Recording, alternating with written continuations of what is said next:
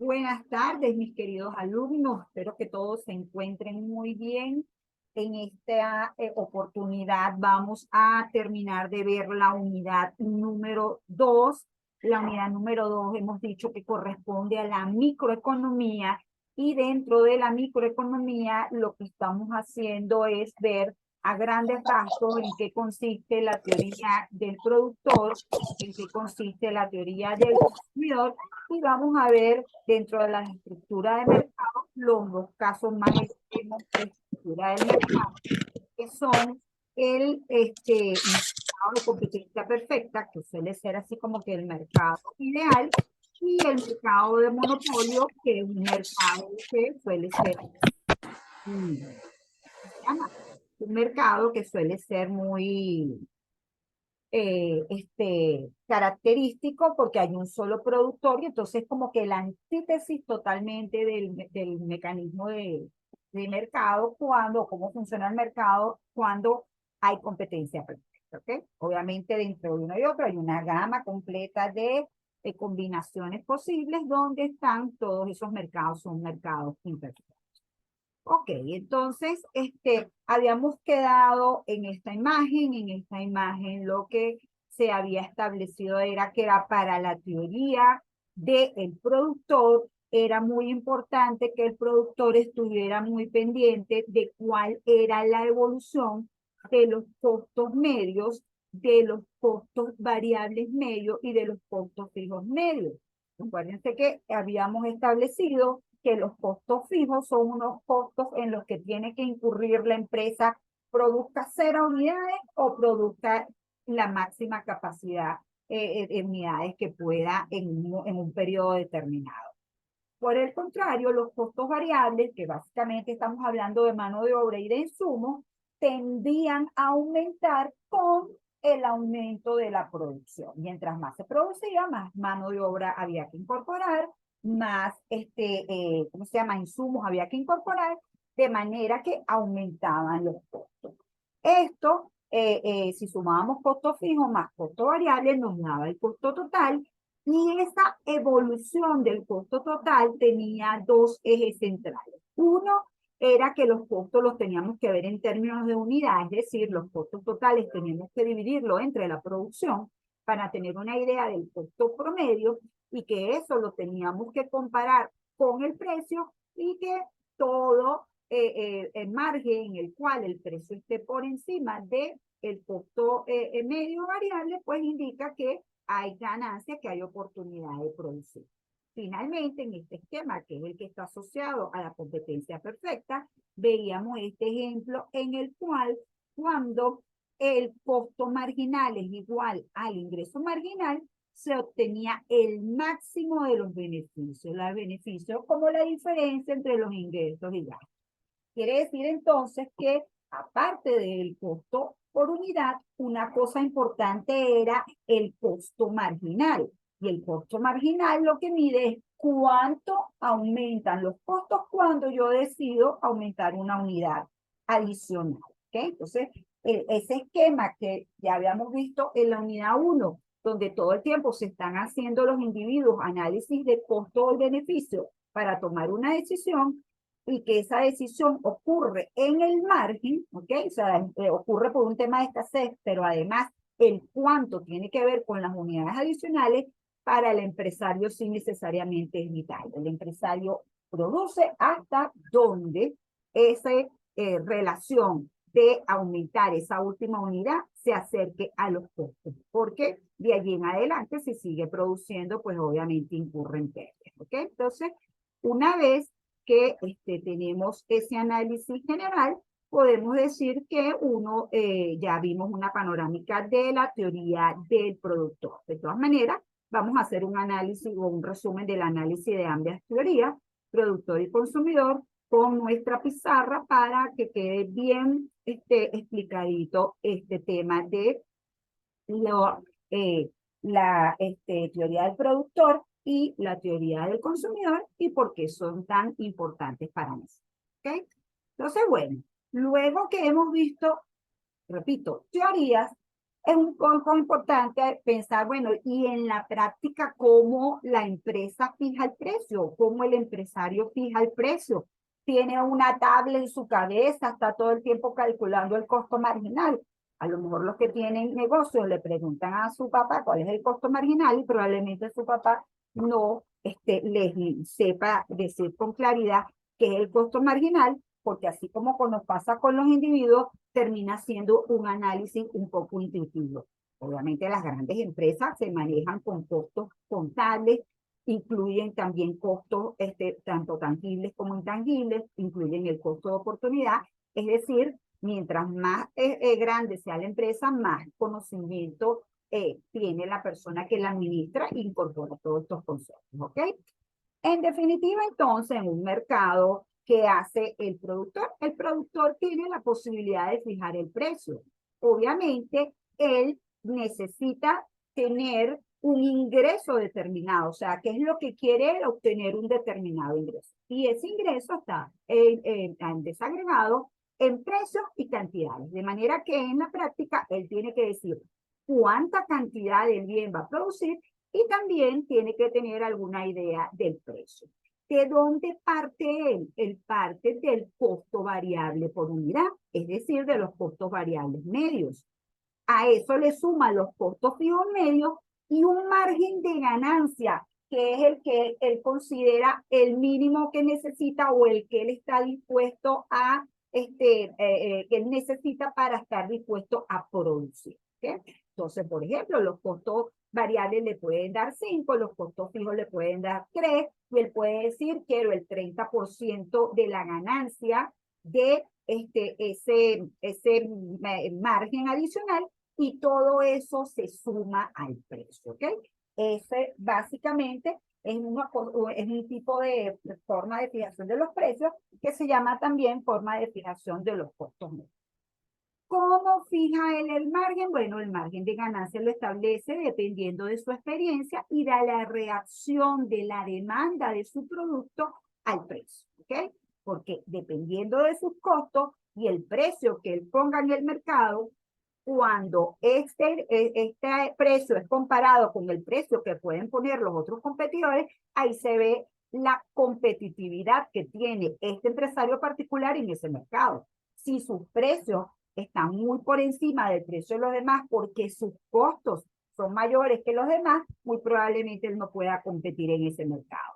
Cambio, siempre que él tenga unos costos variables medios que estén por debajo del precio que de alguna manera sea el referente del mercado, pues él va a estar en ventaja, es decir, él va a ser competitivo y va a poder producir el bien. ¿Qué cosas tiene que tomar en cuenta entonces el empresario? Bueno, él va a tomar la decisión siempre, como les digo, al margen, evaluando el rendimiento de la última unidad. Entonces, aquí hay 4 aspectos que son claves. Si el costo de la unidad adicional está por debajo del precio, puede producir esa unidad. Repito, siempre que el precio esté por encima del costo mínimo del costo variable medio, él produce esa unidad. Cuando el costo marginal se iguala con el precio, allí obtiene su máxima ganancia. Es decir, cuando ya él está, que era lo que veíamos en la lámina anterior, en un punto donde el aumento de esta nueva unidad iguala el costo marginal con el precio, ya ahí él está al máximo de la ganancia. ¿Por qué? Bueno, porque cuando vimos en los costos, de ahí en adelante los costos totales empiezan a tener un comportamiento creciente que incluso se vuelve explosivo. En la medida que él va incorporando unidades adicionales, aumenta la fracción de los costos cuando produce esa unidad adicional y cada vez lo hace a costa de beneficio o inclusive puede incurrir en pérdidas. ¿Okay? Entonces, allí es una señal del empresario de que hasta allí está frente a costos totales medios que cuando proponemos una unidad adicional se reducen o mínimo se incrementan. En cambio, de ahí en adelante se van a incrementar y todavía hay un margen en el cual él puede seguir produciendo y aunque esté frente a costos variables crecientes, todavía tiene oportunidad de ganar. Repito, todo depende del precio. ¿Ok? El precio, si el precio no cubre el costo marginal de esa unidad adicional, no debe producir. El punto mínimo al que puede operar es cuando el costo variable medio sea igual al precio del bien. Si el precio no permite ni siquiera cubrir el costo medio, la empresa debe cerrar. ¿Qué es lo que estamos diciendo? Si él establece un precio aquí, ¿verdad? Y pónganse que por algún tiempo él tiene problemas para que el costo total esté por debajo del precio, porque básicamente puede cubrir los costos fijos y puede cubrir los costos variables, pero a lo mejor no está ganando nada. Inclusive puede ser que eh, pueda cubrir los costos variables y parte de los costos fijos. Todavía ahí él puede, porque puede ser una circunstancia particular lo que lo esté llevando a esa situación. Pero lo que sí es seguro es que si su faena diaria, su costo variable medio, es decir, lo que él produce ese día, ni siquiera alcanza para pagar los insumos y la mano de obra, pues entonces la pérdida ya sí es inmanejable y él tiene que cerrar el negocio. ¿Ok?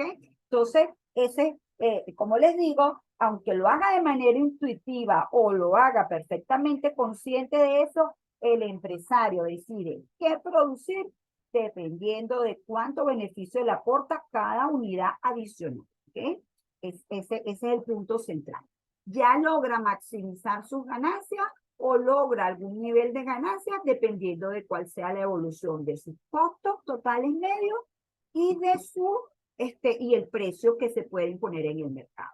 Inclusive ni siquiera el monopolista puede imponer el precio que quiera, porque si impone un precio muy alto, recuérdense que está la otra cara de la moneda, está el demandante, y si el precio es muy alto, pues simplemente él va a consumirlo un mínimo de ese bien.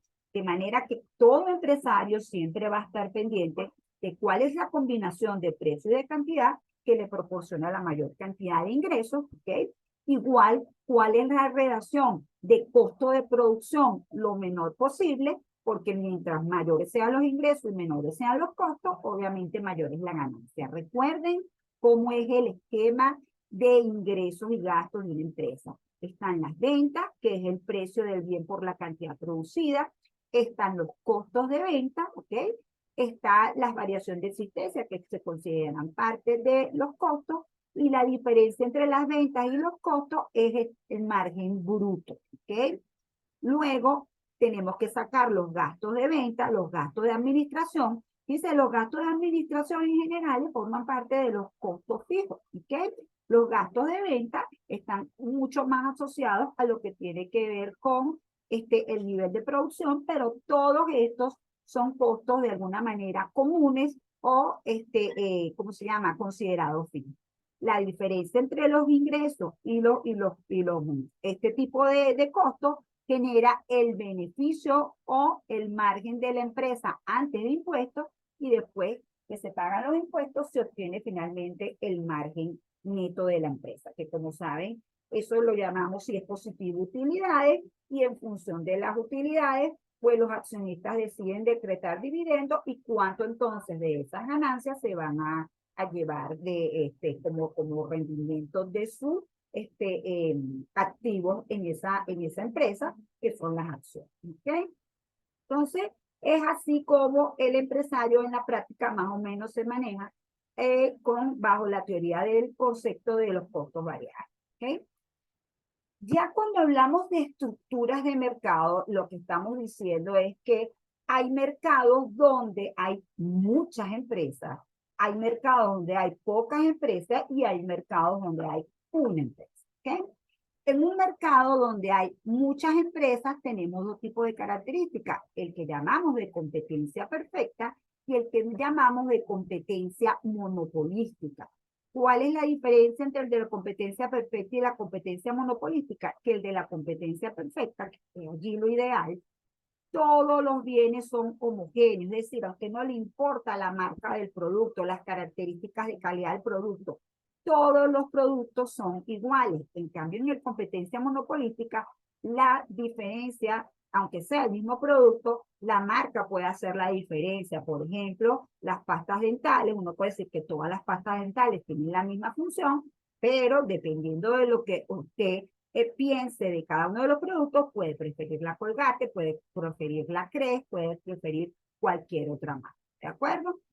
Cuando estamos en presencia de un mercado de pocas empresas, se le llama oligopolio, y cuando es una sola empresa, lo llamamos monopolio. ¿Okay? Entonces, los mercados de competencia monopolística, oligopolio y monopolio son mercados de competencia imperfecta. ¿Qué quiere decir que es un mercado de competencia imperfecta? Que los empresarios tienen alguna posibilidad de influir en el precio. Mientras que en competencia perfecta, recuérdense el modelo de oferta y demanda que vimos, allí ninguno puede influir individualmente en el precio, sino que todos son tomadores de precio. De todas maneras, lo vamos a ver con un poquito más de detalle. ¿Okay? ¿Cuáles son las características de la competencia perfecta? Existe un número elevado de compradores y vendedores, de tal manera que cada agente económico es demasiado pequeño para influir en el precio. El producto debe ser homogéneo, es decir, al comprador le es indiferente a quién le compra y al vendedor le es indiferente a quién le ve. ¿Okay? Todos los compradores y vendedores tienen conocimiento pleno del mercado. Básicamente los compradores saben a qué precio los vendedores desean vender y los vendedores el precio al que están dispuestos a comprar los demandantes, lo que permite predecir el precio de equilibrio. Por eso es que les digo que estas son las características del modelo de oferta y demanda que ya vimos. Y finalmente hay libre movilidad de factores productivos, es decir, las empresas pueden pasar de un negocio a otro con relativa facilidad. Una vez que se establece este modelo ideal, ¿verdad? ¿Qué ocurre? Bueno, que la realidad va a tener diferentes formas de expresarse. Entonces, por ejemplo, los bienes no son homogéneos, los compradores y los vendedores manejan información asimétrica, unos manejan una información privilegiada con respecto a otros, o son mercados como el mercado petrolero donde hay costos hundidos, porque una vez que usted invierte en una plataforma petrolera, usted no se puede ir con ese capital a producir cualquier otra cosa. Y entonces allí para eso surgen teorías y modelos mucho más complicados que el de la oferta y de la demanda. ¿Okay? Pero eso no le quita a el modelo de oferta y demanda su esencia básica de que la competencia es importante para que el consumidor y el productor salgan favorecidos más o menos de la misma forma equitativa. ¿Okay? Entonces, allí lo que nosotros estamos diciendo es que si es un solo empresario pequeñito que no puede, que es tomador de precios, él simplemente se va a fijar en cuál es la trayectoria del costo marginal y cuál es la trayectoria de sus costos medios. Y entonces, hasta lo que yo les decía, y que lo vamos a reforzar ahorita más adelante, no se preocupen, era que siempre que sus costos medios estén por debajo de sus costos marginales, él está favorecido o ganando con ese nivel de precio. Son todos esos oferentes que veíamos en la parte de abajo de la oferta en el mercado, porque todos ellos tienen costos competitivos para proceder. En cambio, fíjense lo que sucede en un mercado como el de competencia, ya esto del margen lo vimos, así que no nos vamos a preocupar, ¿ok? Esto es parte de lo que yo les decía. Si sus costos son competitivos, él va a estar ganando. Si sus costos no son competitivos, él no puede operar en este mercado porque él no puede influir en el precio, ¿ok? En cambio, veamos las características del mercado del monopolio. La principal característica de este mercado es que el empresario monopolista sí puede influir en el precio, es decir, tiene poder de mercado. El empresario decide cuánto producir y a qué precio para determinar sus ganancias. Es un mercado con muchas restricciones para la entrada de nuevas empresas. Obviamente estamos hablando de mercados especiales donde no todo el mundo puede entrar a formar un negocio. Aquí se pone como ejemplo la fábrica de un mercado que fabrique aviones o una empresa que fabrique aviones. ¿Okay? El poder de mercado del monopolista es limitado por la ley de la demanda. A mayor precio, menor demanda y viceversa.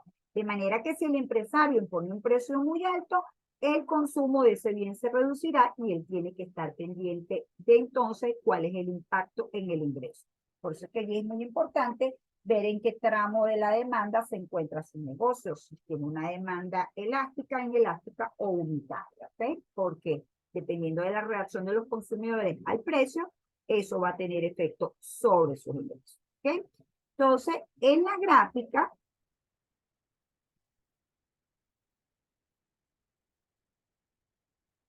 de lo que se trata entonces es de lo siguiente. Él puede establecer un precio por encima del precio de equilibrio. Aquí de entrada ya sale perdiendo el consumidor, ¿ok? Porque el precio al que él puede trabajar en este mercado es mayor y los consumidores que estén realmente dispuestos a pagar por ese bien, pues son los que pueden adquirir ese bien. Allí él define la cantidad. Y obviamente, dependiendo de sus costos medios y de sus costos variables, fíjense, aquí está la trayectoria del costo marginal, como decíamos en unas primeras etapas de la producción, cuando él va aumentando la cantidad producida, él se enfrenta a costos variables que tienen una tendencia decreciente, pero llega un momento donde esos costos empiezan a subir, pero mientras estén por debajo de su costo medio, él tiene todavía oportunidad, todo esto es un margen en el cual él puede producir. Obviamente, él se va a poner en un punto donde alcance el mayor beneficio entre el precio y la cantidad. ¿Ok? Y el tema allí va a ser, repito, la capacidad que tenga el demandante de adquirir el bien y la posibilidad que él tenga de trabajar con estos costos medios, la competitividad que él tenga de allí. Por eso es que hay negocios que son sumamente lucrativos. ¿Ok? Entonces, esas características son las que me interesa mantener. En el caso de ustedes, repito, lo que me interesa es que entiendan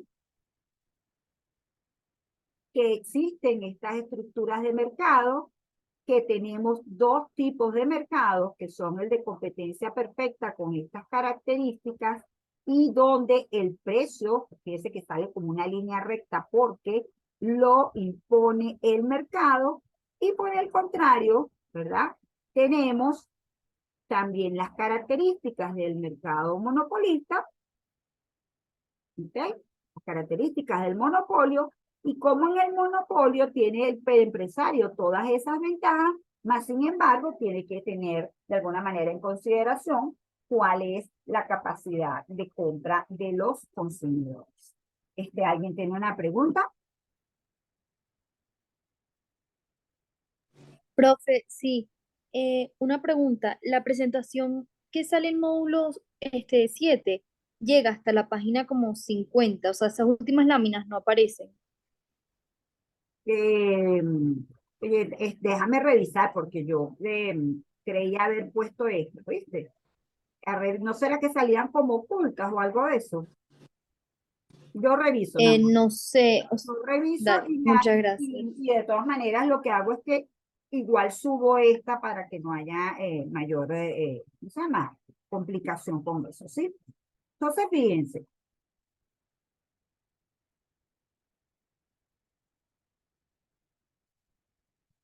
nosotros estamos en el mundo de la microeconomía, ¿ok?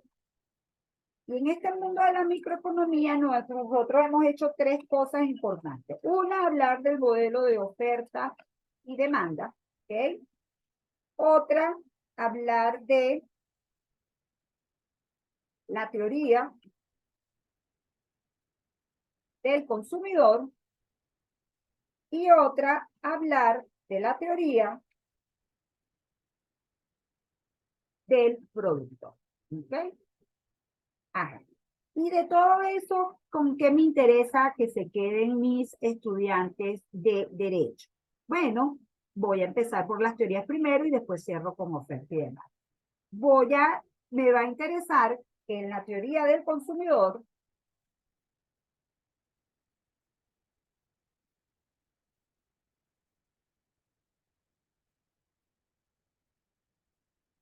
ustedes entiendan que hay tres variables claves para el individuo. Una son sus gustos y preferencias.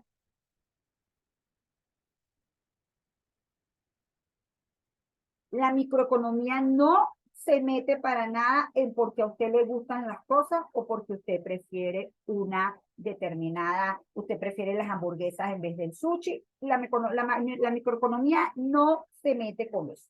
Lo que la microeconomía dice y la teoría del consumidor dice es que, dado sus gustos y preferencias, usted tiene una variable clave que es el ingreso, ¿ok? Su ingreso, y otra variable clave que condiciona su conducta, que es el precio de los bienes. ¿Ok?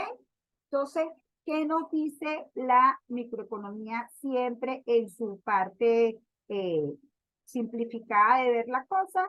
Bueno, que usted se enfrenta a una gran cantidad de combinaciones de paquetes de bienes, pero que eso usted lo puede ver de forma simplificada en una gráfica donde va a tener solamente dos tipos de bienes. El bien bueno, ¿ya? Suponga que ese bien uno es alimentos y el bien 2, suponga que ese bien 2 es vivienda.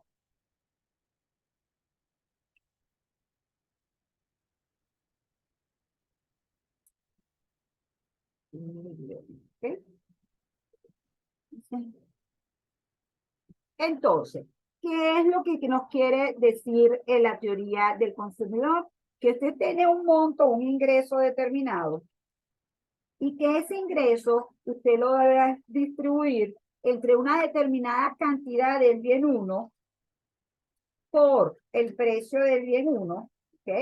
Es decir, parte lo va a gastar allí y la otra lo va a generar, o sea, va a decidir cuánta cantidad va a producir del bien 2 por el precio 2. Te explico. Esto es, piénsese que usted está en el supermercado y usted a ese supermercado lleva 100 bolívares y resulta que en ese supermercado hay una gama de productos y usted tiene que distribuir cuántos productos se va a traer y obviamente se los trae dependiendo de cuánto es su ingreso y cuánto es el precio de los bienes. Puede ser que del bien 1 usted consiga que todo cuesta 1 y usted se traiga entonces 50 unidades de alimentos a un precio de 1, ahí gasta su primer ingreso, su primera mitad del ingreso, y los otros 50 resulta que es lo que le cuesta el alquiler en donde usted está. Entonces, su ingreso completo usted lo ha distribuido de esta manera.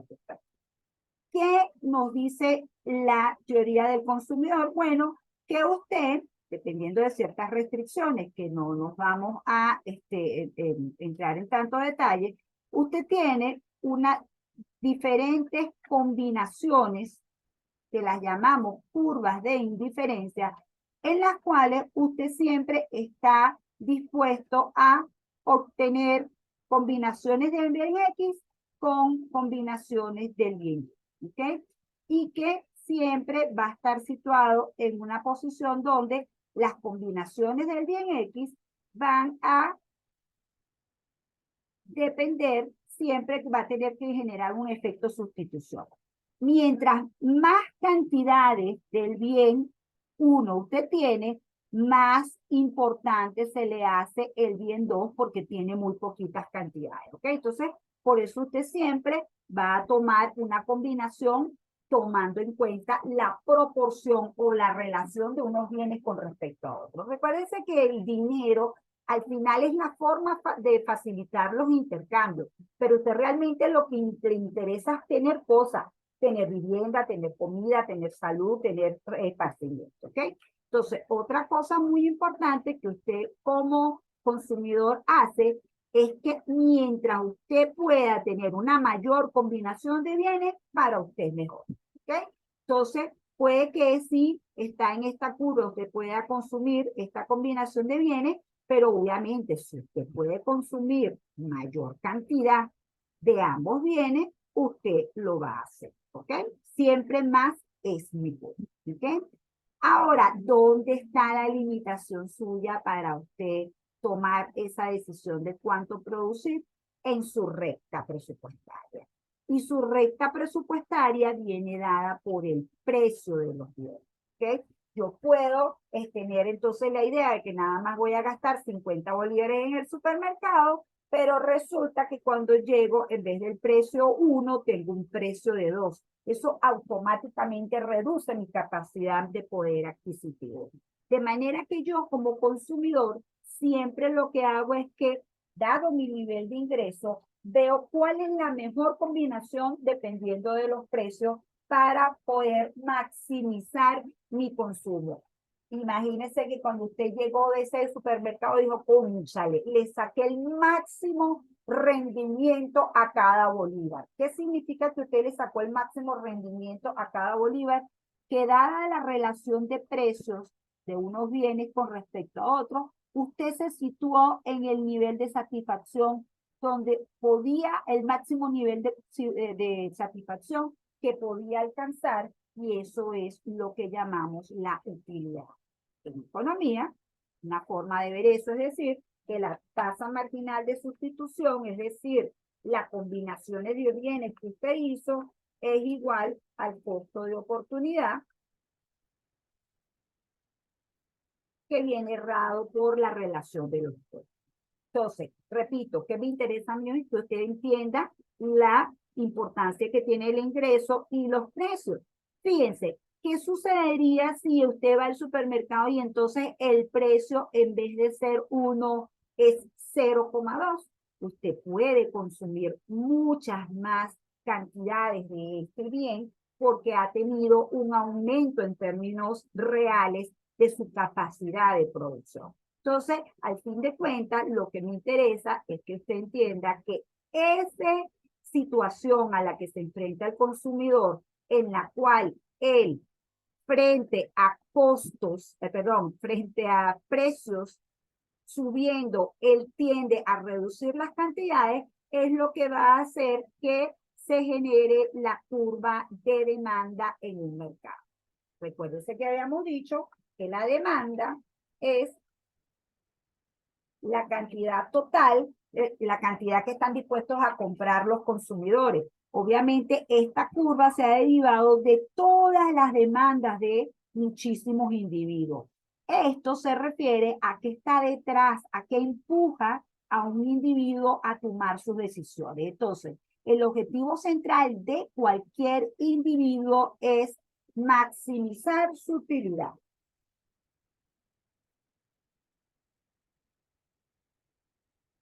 ¿Ok? Maximizar su sentimiento de satisfacción que le produce el bien. Y eso lo logra, dicen los economistas, en este punto. ¿Qué está ocurriendo en este punto? Repito, cada bolívar que él ha destinado a cada uno de los bienes, se lo ha repartido de la manera tal que le produce la mayor satisfacción. Y eso es posible en un punto en el cual su curva de utilidad es tangente con su restricción presupuestaria. Restricción presupuestaria que viene a, fíjense, si él decidiera en esta recta que está aquí, consumir solo el bien 1, entonces los 100 de ingreso los gastaría aquí.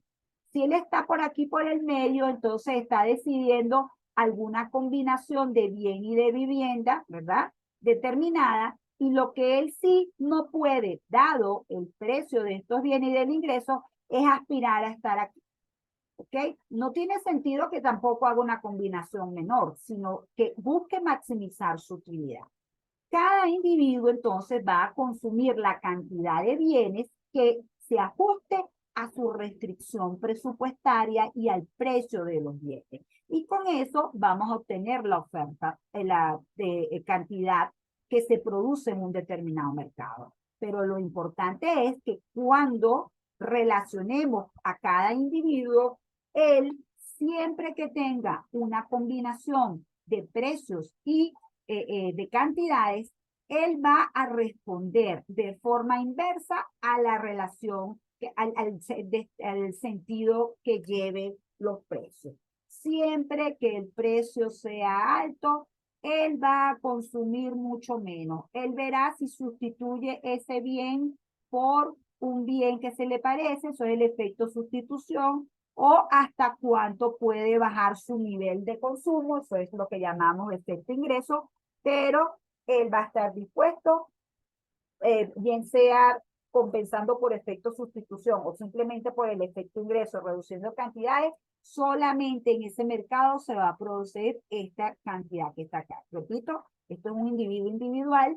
Cuando sumamos todos los individuos de este mercado, llegamos a este punto que está aquí, si este es el precio que está en el mercado. Si el precio que está en el mercado, entonces, es mucho menor,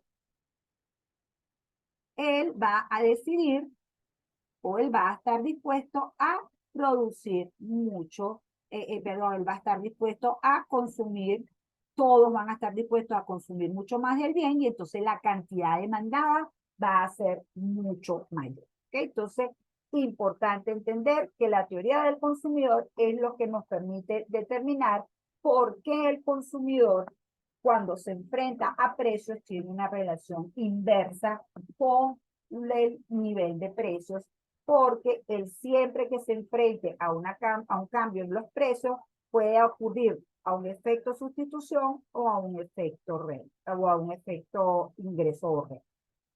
¿Qué significa eso? Recuerden, efecto sustitución es que él puede, en vez de consumir este bien que iba a consumir aquí, consumir menos cantidades de bien e incorporar un bien adicional.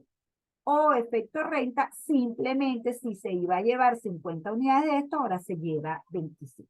¿Ok? Toda esta, al final lo que les quiero decir, que este modelo de oferta y demanda tiene detrás toda una sólida teoría de cuál es el comportamiento del consumidor y que viene dado por estas tres variables que están. ¿De acuerdo?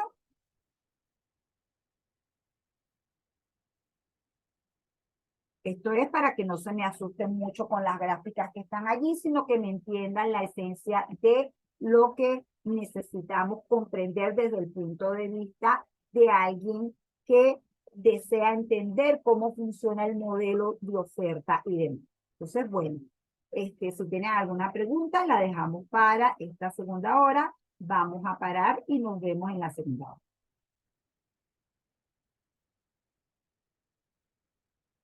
¿Qué tal la explicación?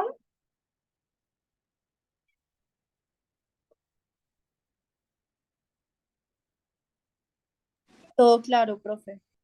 Este es un temita que hay que, pero ya les di lo que me interesa que más entiendan. ¿Okay? Entonces, es cuestión de que se lean la guía y eso los va a ayudar muchísimo. ¿De acuerdo? Y por supuesto, preguntarme a mí cualquier duda.